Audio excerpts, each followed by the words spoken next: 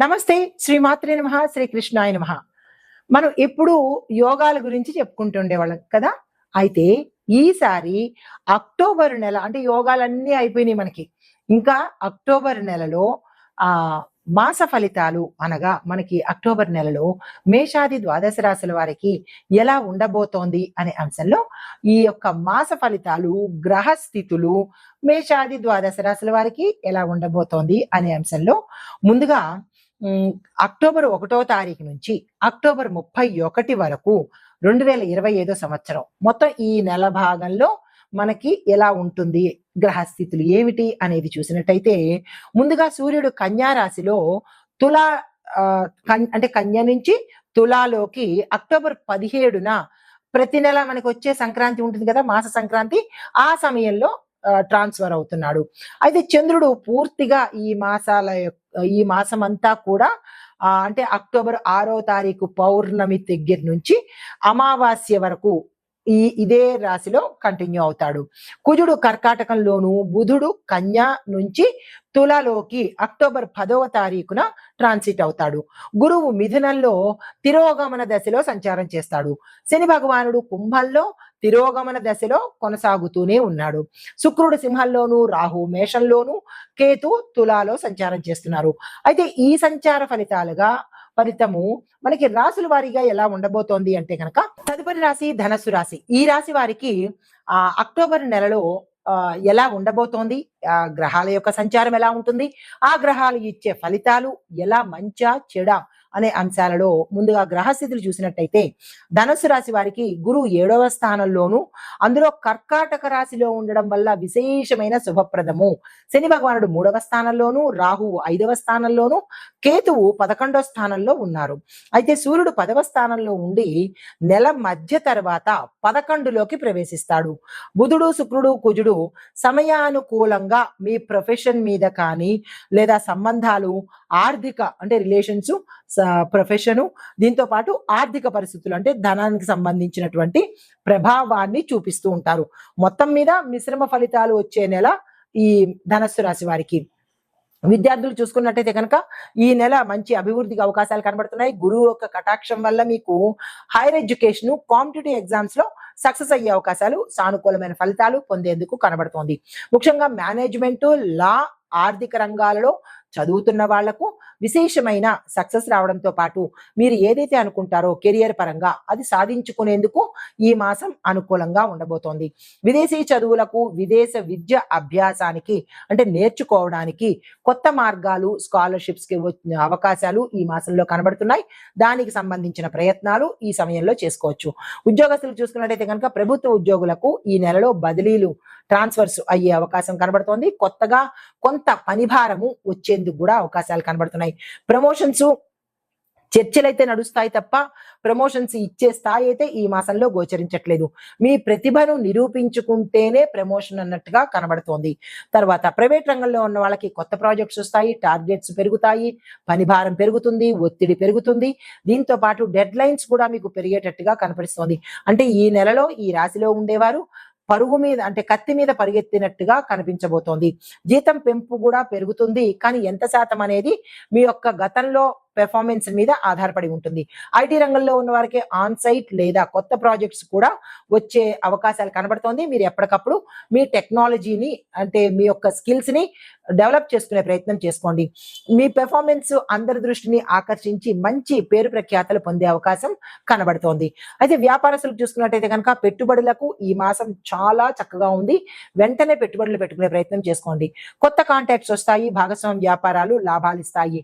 విదేశీ market, online వ్యాపారాలలో మీకు విస్తరణ చేసుకున్నట్టయితే అంటే ఎక్స్పాన్షన్ చేసుకున్నట్టయితే కనుక మంచి జరిగే అవకాశము, లాభం వచ్చే అవకాశం కనబడుతోంది.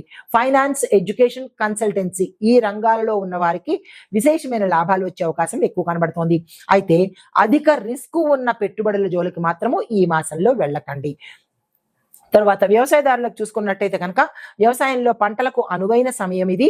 గింజలు, పత్తి, మిరప, జొన్న పంటలకు ఇది చాలా అనువైన కాలము. ఎక్కువ దిగుబడి కూడా వచ్చే అవకాశం కనబడుతోంది. రైతులు ఆ దిశగా ప్రయత్నం చేసి ఈ పంటలు వేసుకోవడానికి ప్రయత్నాలు చేసుకోండి. వర్షపాతం సమృద్ధిగా ఉండడం వల్ల మీకు నీటికి కొరత అనేది ఈ సమయంలో అస్సలు కనిపించదు. కొత్త సాంకేతిక పద్ధతులు ఉపయోగిస్తే మరింత మంచి దిగుబడి వచ్చే అవకాశం కనబడుతోంది. ప్రతి రైతు, ప్రతి వ్యవసాయదారుడు ఈ విషయంగా ఆలోచన చేసుకోండి.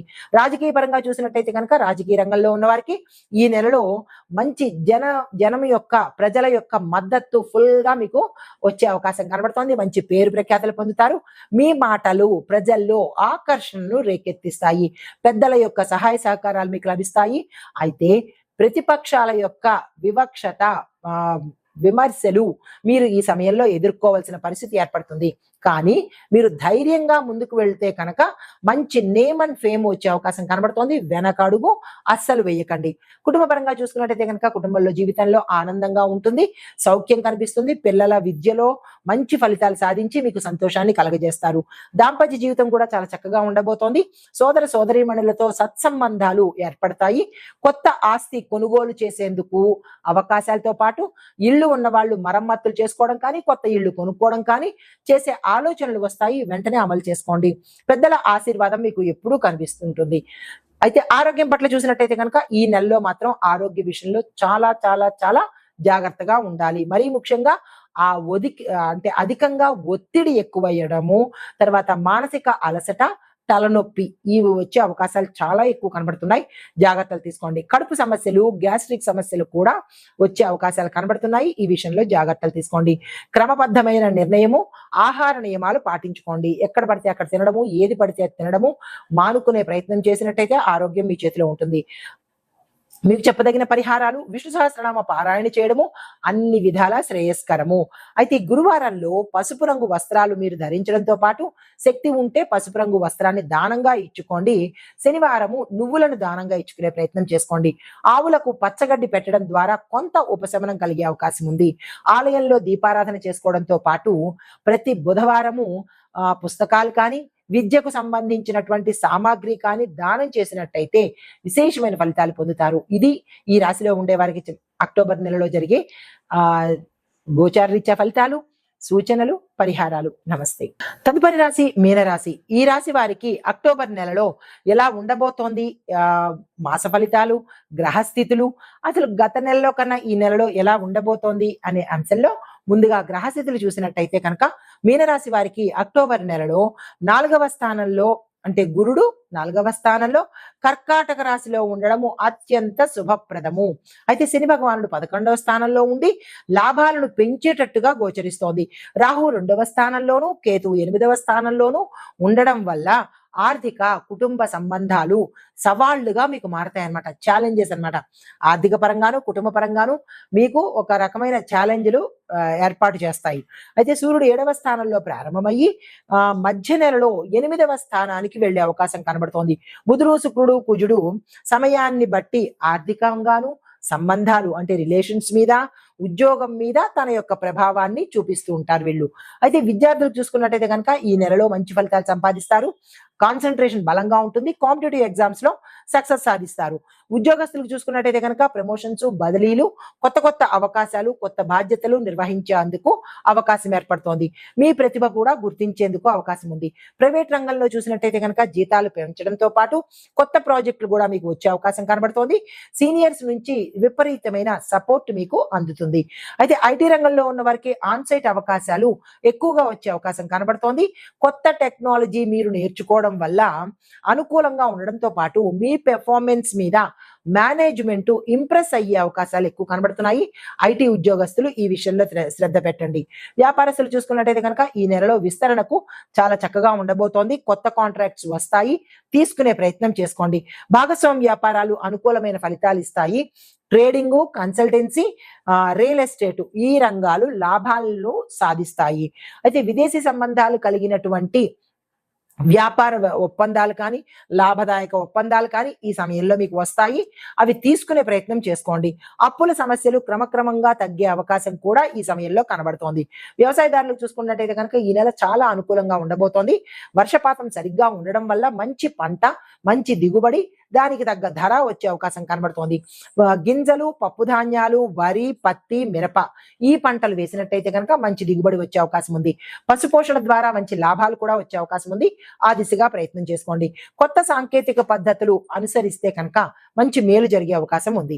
రాజకీయ రంగం చూసిన వారికి అయితే కనుక ఈ నెలలో మీకు నేమ్ అండ్ ఫేమ్ వచ్చే అవకాశము, పెరిగే అవకాశం కూడా ఎక్కువగా కనబడుతోంది. ప్రజల ఆదరణ పెరుగుతుంది. పెద్దల యొక్క సహాయ సహకారాలు మీకు సమయానికి అందుబాటులోకి వస్తాయి.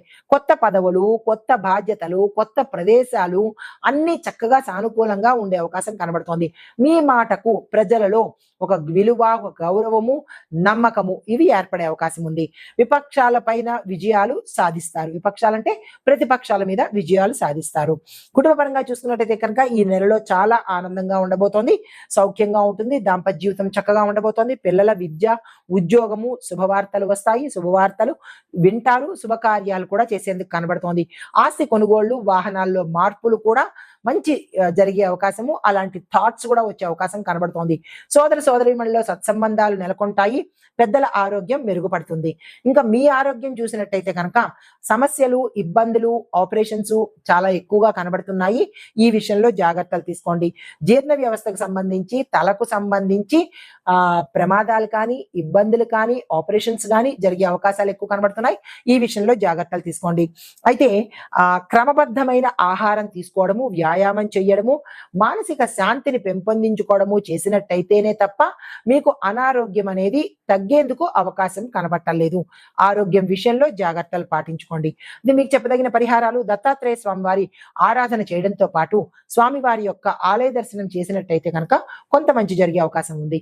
అయితే మరొకటి ఏంటంటే ఓం నమో నారాయణాయ అనే మంత్రాన్ని సాధ్యమైనన్ని సార్లు చదువుకున్నట్టయితే కనుక కొంత మంచి జరిగే అవకాశం కనబడుతోంది.